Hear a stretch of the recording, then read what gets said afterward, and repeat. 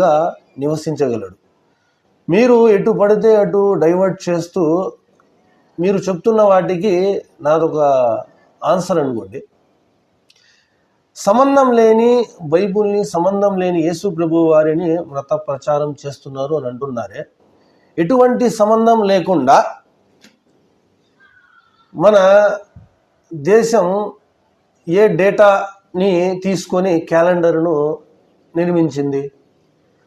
మేము క్రైస్తవుల క్యాలెండర్ని కాదా అనుసరిస్తుంది? మీరు హిందువులకు సంబంధించిన దేశం ఇది, అందరికీ అన్ని దేశాలు ఉన్నాయి, కానీ హిందువులకు ఉన్నది ఒక భారతదేశమే అంటున్నారు.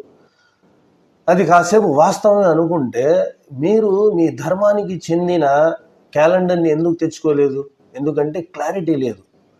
సనాతన ధర్మం ఎప్పటి నుంచి నిర్మించబడిందో మీకే క్లారిటీ లేదు. ఇంకొక విషయం ఏమిటంటే, ఇక్కడ హిందువులదే రాజ్యం కాదు, ఇక్కడ భిన్నత్వంలో ఏకత్వం అన్నట్టు ప్రతి ఒక్కరిది హక్కు ఉంది.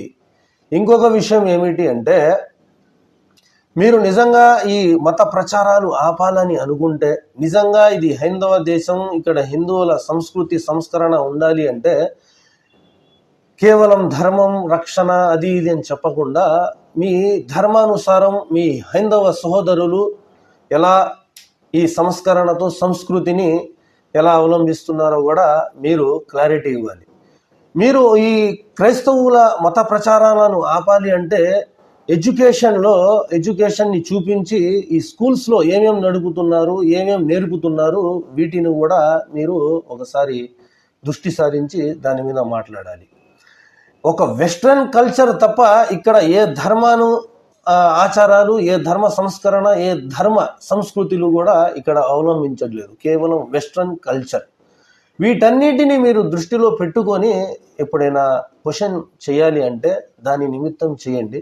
ఇంకోసారి మళ్ళీ నేను రిపీట్ చేస్తున్నాను, ఈ దేశం కేవలం హైందవ సహోదరులదే కాదు, ఇక్కడ హిందూ, ముస్లిం, సిక్, ఇసాయి భాయి భాయి అని నిర్మించిన ఒక సెక్యులర్ కంట్రీ.